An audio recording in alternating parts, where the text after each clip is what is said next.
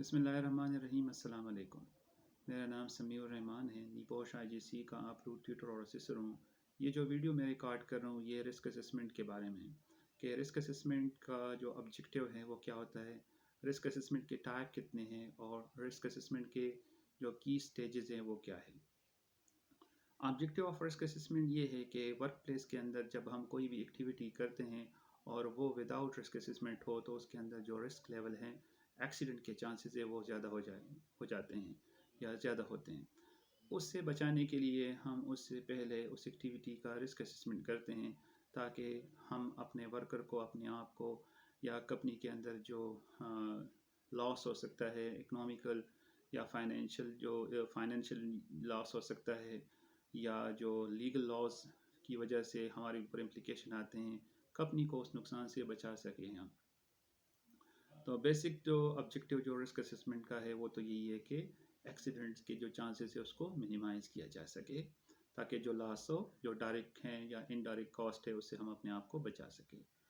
दूसरा जो वो है रिस्क असेसमेंट के कि इसकी टाइप कितनी हैं। रिस्क असेसमेंट के टू बेसिक टाइप हैं। एक को क्वालिटेटिव रिस्क असेसमेंट बोलते हैं और दूसरी को सेमी क्वांटिटेटिव रिस्क असेसमेंट बोलते हैं। क्वालिटेटिव रिस्क असेसमेंट में हम वर्ड्स का इस्तेमाल करते हैं कि जब हम रिस्क असेसमेंट करेंगे तो हम देखेंगे कि रिस्क जो है ना वो लो है, मीडियम है या हाई है। उसके लिहाज से हम रिस्क को कैटेगरीज में कन्वर्ट करते हैं या डिसाइड करते हैं। तो ये एक क्वालिटेटिव रिस्क असेसमेंट है। सेमी क्वांटिटेटिव में हम दोनों करते हैं, वर्ड्स का भी इस्तेमाल करते हैं और साथ में हम नंबरिंग भी इस्तेमाल करते हैं।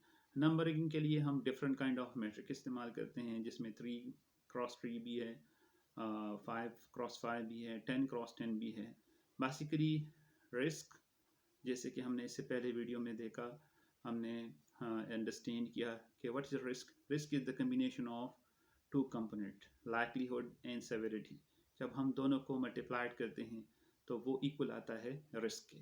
जो हैजर्डस इवेंट के जो चांसेस हैं उसको लाइकलीहुड और उसका जो आउटपुट है, जो रिजल्ट है, उसको जब दोनों को हम मल्टीप्लाइड करेंगे तो वो रिस्क में कन्वर्ट हो जाता है। तो उसके लिहाज से फिर रिस्क जो है ना वो लो, मीडियम, हाई में आता है और अकॉर्डिंगली हम उसके लिहाज से कंट्रोल मेजर भी अडॉप्ट करते हैं। अब हम आते हैं सेमी क्वांटिटेटिव की तरफ। तो जब हम कोई भी हमने लाइकलीहुड का नंबर लिया और वो सेलेक्ट किया और कंसीक्वेंस का लिया या सेवेरिटी का, दोनों को हमने क्रॉस मल्टीप्लाइड किया तो अकॉर्डिंगली हमारे पास जो है ना एक नंबर जो है ना आ जाएगा दोनों की क्रॉस मल्टीप्लिकेशन से। फॉर एग्जांपल हमने 5 लाइकलीहुड या 5 हमने सेवेरिटी ली, दोनों को क्रॉस मल्टीप्लाइड किया, 25 आया। अब देखें जो हमारे पास मैट्रिक्स है उसमें 25 जो है ना ये हाई, वेरी हाई लेवल पे आता है। और इसके लिए जो स्टेप लेना होता है, एक्शन लेना होता है, वो यही है कि काम को इमीडिएटली जो है ना वो स्टॉप किया जाए, अर्जेंट एक्शन, और इमीडिएटली स्टॉप करके उसके ऊपर एक्शन लेने चाहिए ताकि जो रिस्क लेवल हैं वो जो हाई लेवल पे हैं जिससे बहुत बड़ा नुकसान हो सकता है उससे हम अपने आप को बचा सकें। तो सेमी क्वांटिटेटिव में हम जो है ना जब एक तो हम उसके साथ नंबरिंग करते हैं, मैट्रिक्स का इस्तेमाल करते हैं और साथ में फिर हम ये भी कह सकते हैं कि अगर जो है ना वो हाई लेवल पे है तो हाई है, मीडियम जो है ना टॉलरेबल, या जो लो है जो कि एक्सेप्टेबल रिस्क लेवल है, वो हम डिसाइड करते हैं। अकॉर्डिंगली फिर हम उसके मुताबिक हम अंडरस्टैंड करेंगे कि उसके मुताबिक हम एक्शन लेंगे। अब हम आते हैं की stages of risk assessment. Risk assessment के एक 5 की स्टेजेस हैं। पहला स्टेज है आइडेंटिफाई द हैजर्ड। उसके बाद जो दूसरा स्टेज है वो identify the people who might be harmed and how. And उसके बाद जो तीसरा स्टेज है वो है एवालुएट द रिस्क, के उसकी एवालुएशन करें। और उसका जो चौथा स्टेज है वो है record different stages of risk assessment.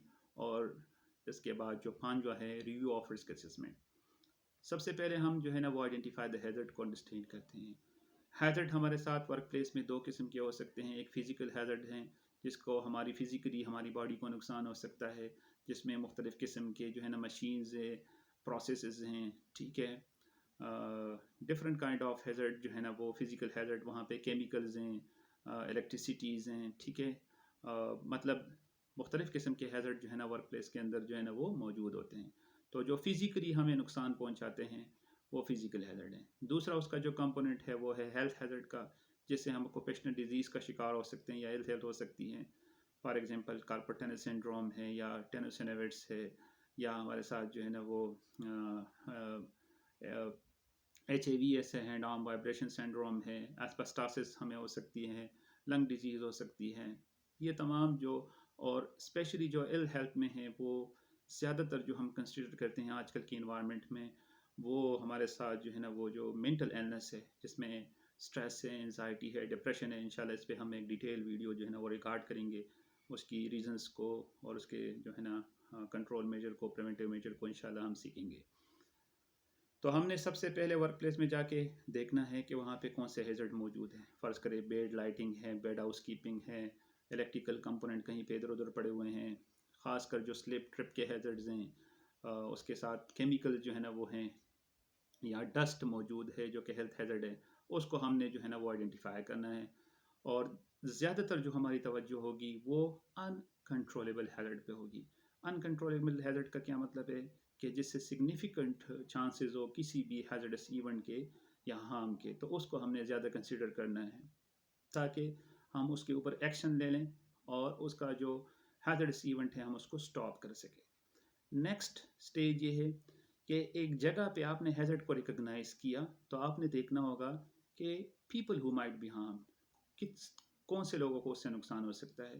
ख़ासकर जो वनरेबल ग्रुप है उसको हमने ज़्यादा कंसिडर करना है। वनरेबल ग्रुप में प्रेग्नेंट वर्कर्स हैं या डिसेबल्ड पीपल हैं, यंग पीपल हैं, चिल्ड्रंस हैं। ये जो लोन वर्कर्स हैं उसको हमने अगर वर्क प्लेस के अंदर मौजूद है तो ज़्यादा कंसिडर करना होगा। तो हमने देखना होगा कि ये हैज़र्ड का पोटेंशियल क्या है। मिसाल इसकी ये है कि अब एक बंदा जो है ना वो स्मोकिंग कर रहा है और वो अकेले में कर रहा है, तो ज़ाहिर बात है उसका जो पोटेंशियल इम्पैक्ट है पीपल के ऊपर वो कम है। लेकिन अगर वो एक ऐसी जगह कर रहे हैं जहाँ और भी लोग मौजूद हैं, तो अब जो नुकसान है वो ज़्यादा लोगों को हो सकता है। तो उस हैज़र्ड का जो इम्पैक्ट है हार्म का वो भी ज़्यादा है। पीपल और हाउ, कैसे, मिसाल के तौर पे डस्ट है तो ज़ाहिर बात है इनहेलेशन से हमें वो नुकसान दे सकता है। केमिकल मौजूद है तो उसके जो है ना उसके अकॉर्डिंगली हमें वो नुकसान हो सकता है। तो हमने ये देखना होगा कि अगर पीपल को नुकसान हो सकता है, स्लिप हैज़र्ड मौजूद है तो क्यों हो सकता है, कैसे हो सकता है, ये भी हमने जो है ना अपने रिस्क असेसमेंट के अंदर रिकॉर्ड करना होगा। तीसरा जो स्टेज है वो सबसे इंपॉर्टेंट स्टेज है, वो है evaluate the risk. Evaluate the risk में हमारे साथ दो स्टेजेस हैं, एक लाइकलीहुड और दूसरा है सेवेरिटी। मोस्टली हमारे साथ जो रिस्क मैट्रिक्स है उसमें 5x5 या 5x5 मैट्रिक इस्तेमाल होता है। तो उसमें हमने 5 नंबर लाइकलीहुड के लेने हैं और 5 नंबर जो है ना वो हमने कंसिक्वेंस या सेवेरिटी के लेने हैं। ये बात जहन में रखनी चाहिए कि फर्स्ट ऑफ ऑल तो ये है कि रिस्क रेटिंग में ज़ीरो रिस्क रेटिंग नहीं है। ना लाइकलीहुड में जो चांसेस हैं किसी भी हैजरस इवेंट के वो आप ज़ीरो ले सकते हैं, ना आपकी जो सेवेरिटी लेवल है वो आप ज़ीरो ले सकते हैं। तो हमेशा जो रिस्क रेटिंग है, लाइकलीहुड है, वो 1 से स्टार्ट होगी और वो अगर 5/5 है तो वो 5 तक जाएगी, 1 2 3 4 5। इसी तरीके से जो सेवेरिटी है वो भी 1 से स्टार्ट होगी और वो 5 तक जाएगी और उसके मुताबिक जो अकॉर्डिंग सिचुएशन होगा उसमें हम उसमें से कोई भी नंबर चूज़ करके रिस्क को फिर निकालेंगे, दोनों को क्रॉस मल्टीप्लाइड करेंगे और रिस्क रेटिंग में देखेंगे कि उसका नंबर कहाँ पे जो है ना वो लाइज करता है, ताकि अकॉर्डिंगली हम उसके ऊपर कंट्रोल मेजर जो है ना वो ले सकें। अब लाइकलीहुड को अंडरस्टैंड करते हैं कि हम कैसे निकाल सकते हैं। बहुत ज़्यादा इंपॉर्टेंट है, अक्सर जो है ना इसमें हमें डिफ़िकल्टी आती है कि लाइकलीहुड कैसे निकालें। एक आसान टेक्निक बताता हूँ। फ़र्ज़ करें हमारे साथ यहाँ पे ट्रेनिंग केबल और वायर मौजूद हैं। हम एक क्वेश्चन करेंगे कि ये जो ट्रेनिंग केबल है क्या इससे कोई हैज़र्डस इवेंट का चांस है। अब सिंपल आंसर हमें चाहिए, येस और नो। अगर हमने कहा येस तो जो 1 2 है इसको हमने इग्नोर कर लेना है, ये नंबर हम फिर लाइकलीहुड में सेलेक्ट नहीं करेंगे। लेकिन अगर हमने कहा कि नहीं चांस नहीं है तो फिर हमने 1 2 में से कोई नंबर लेना है, 3 4 5 को इग्नोर करना है। बिकॉज देखें अगर हम इसकी 1 2 3 4 5 के जो वो कंडीशन देखें तो 1 वेरी अनलाइकली सिचुएशन में हम इस्तेमाल करेंगे और जो 2 है वो अनलाइकली के लिए इस्तेमाल करेंगे। जो 3 है ये फेयरली लाइकली के लिए इस्तेमाल करेंगे। मीन्स यहाँ से अनलाइकली में वो लाइकली में चला गया है। जो 4 है वो लाइकली के लिए है या प्रॉबेबल के लिए है, और जो 5 है जहाँ पे हम 100% श्योर हो कि इसे हैज़र्डस इवेंट, तो वो वेरी लाइकली के लिए इस्तेमाल होता है। तो अब अगर मैंने कहा कि हाँ यहाँ से बंदा जो है ना वो इसके साथ ट्रेनिंग केबल के साथ गिर सकता है, तो अब हमने कहा येस। येस के बाद अगेन हम देखेंगे, एक और क्वेश्चन करेंगे कि क्या कम चांसेस हैं, ज़्यादा हैं या बहुत ज़्यादा है। अगर कम चांसेस है तो लाइकलीहुड हम 3 ले लेंगे अगर ज़्यादा है तो 4 ले लेंगे।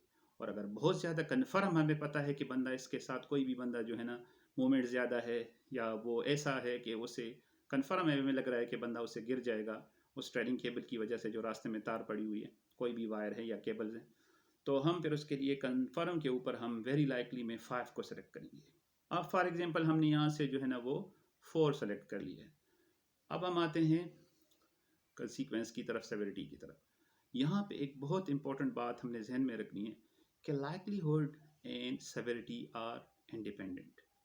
ज़रूरी नहीं है कि यहाँ पे हमने लाइकलीहुड हाई लिया है तो लाजिम है कि उसका रिजल्ट भी जो है ना हाई निकलेगा, या हमने यहाँ पे लाइकलीहुड कम लिया है तो जो उसका जो सेवेरिटी लेवल है वो भी कम होगा। मिसाल इसकी ये है कि दुनिया में बहुत ज़्यादा हवाई जहाज़ जो है ना, वो एरोप्लेन जो है ना दुनिया में जब जो है ना वो उड़ते हैं, तो जितने भी एरोप्लेन्स हैं उसका अगर हम देखें तो लाइकलीहुड कम है, लेकिन सेवेरिटी सबकी मैक्सिमम है, वो ख्वाह किसी भी कंपनी के। तो सेवेरिटी हम उसकी जो शिद्दत है, जो उसका आउटपुट है, रिजल्ट है, वो कम नहीं कर सकते हैं। तो एक बात अपनी जहन में रखनी चाहिए कि ये इंडिपेंडेंट है। जो नंबर आपने लाइकलीहुड का निकाला उसका ज़रूरी नहीं है कि उसी तरीके से हम सेवेरिटी में निकालने के लिए मैं हम अपने स्टूडेंट को मैं एक मशवरा देता हूँ कि हम इसको ऊपर से नीचे की तरफ लेके आएँ। हम देखें, अब हम पहले देखते हैं कि 5 नंबर क्या है। 5 फॉर कैटास्ट्रॉफिक या फेटलिटी जो या डिसेबिलिटी, 4 फॉर सीरियस इंजरीज या major injuries, 3 for moderate injuries, और जो 2 हैं ये लेस सीरियस या फर्स्ट एड इंजरीज के लिए, और जो 1 है वो इनसिग्निफिकेंट इंजरीज के लिए। तो अब अगर एक बंदे की किस या बंदा एक बंदे या दो की उस काम की वजह से जो हम देख रहे हो करना है हमने या हो रहा है, उसमें अगर किसी बंदे की मौत हो सकती है तो उसमें, या डिसेबिलिटी हो सकती है, परमानेंट फैटिलिटी हो सकती है, तो उसमें हम 5 नंबर देंगे। अब अगर उसकी मेजर इंजरीज होती है तो हम 4 नंबर सेलेक्ट करेंगे। अगर उसके बाद उसकी मॉडरेट इंजरीज होती है जिसमें हॉस्पिटलाइजेशन है या एल्टिया है, लॉस्ट टाइम इंजरीज हैं, तो उसके लिए हम 3 नंबर, और अगर उसके साथ उसकी फर्स्ट एड इंजरीज हैं तो फिर 2 नंबर उसको हम दे देंगे, और अगर उसकी बिल्कुल इनसिग्निफिकेंट इंजरीज है तो उसको हम 1 नंबर दे देंगे। अब मिसाल के तौर पे हमने जो लाइकलीहुड वो 4 लिया था, अब यहाँ से हमने हमने देखा कि जो है ना वो 12 फीट के ऊपर एक बंदा है, वो काम कर रहा है विदाउट एनी पीपीईज या गार्ड, और वो गिर गया, तो ज़ाहिर बात है कि उससे उसकी जो है ना वो मौत हो सकती है। तो यहाँ पे हमने 5 नंबर लेने हैं। उसके बाद हमने ये दोनों को मल्टीप्लाइड करना है। हम देखेंगे रेंज के मुताबिक एवोलुएट करेंगे कि अगर हाई है तो उसके मुताबिक हाई रिस्क आ रहा है एवोलुएशन में। कैसे हमें लगेगा, मैं आसान फार्मूला यहाँ पे बता देता हूँ कि 1 से लेकर अगर 6 तक आता है तो लो, 7 से लेकर 15 तो मीडियम, और 16 से लेकर अगर 25 है तो ये हम हाई में कंसिडर करेंगे। तो हमने 4 लिया था लाइकलीहुड, और हमने लिया है 5 फर्टिलिटी के लिए या डिसेबिलिटी के लिए, तो 5 इंटू 4 20। इमीडिएटली हम यहाँ पे एक्शन लेंगे और काम को हम स्टॉप करेंगे। और अगर हमारे साथ जो है ना वो मीडियम या टॉलरेबल में आता है तो हम एक टाइम स्केल दे देंगे कि इसके मुताबिक आप इस काम को ठीक करें, और अगर हमारे साथ लो रिस्क आता है तो उसको हम कंटिन्यू करेंगे और मॉनिटरिंग करेंगे। तो ये हमारा जो है था, ये हमारा 4 स्टेज था, 3rd स्टेज था। उसके बाद 4th स्टेज ये है कि हम रिकॉर्ड करेंगे रिस्क असेसमेंट के डिफरेंट स्टेजेस को। रिकॉर्ड में हमारे साथ जो है ना वो एक्टिविटी की डिटेल आ सकती है कि किसने ये रिस्क असेसमेंट किया, कब किया, कंट्रोल मेजर एग्जिस्टिंग क्या आते, फर्दर कंट्रोल कौन से होने चाहिए। तो ये हम अपने साथ जो है ना वो रिस्क असेसमेंट वहाँ पे रिकॉर्ड कर देंगे। और 5th ये है कि रिस्क असेसमेंट को हम रिव्यू करेंगे। रिव्यू जो है ना वो पीरियडिकली भी हो सकता है, मतलब 3, 6 या 1 साल के दौरान रिव्यू करेंगे। बाज़ औक़ात जो है ना रिव्यू का जो है ना वो इनवैलिड की वजह से भी, कि अगर वो रिस्क असेसमेंट इनवैलिड हो जाए, कोई हादसा हो जाए, तो उसको भी हम रिव्यू करेंगे। तो रिव्यू का मतलब है कि हम दोबारा जायज़ा लेंगे कि कब हमने रिस्क असेसमेंट का दोबारा जायज़ा लेके उसको हमने अपडेट करना है। तो उम्मीद है आपको ये वीडियो जो है ना रिस्क असेसमेंट की जो है ना अच्छी लगी होगी, और अगर आपने कोई अच्छी लगी है तो आप ज़रूर अपने बाकी साथियों के साथ, बाकी दोस्तों के साथ शेयर कीजिएगा। और thank you for watching this. अल्लाह हाफिज़।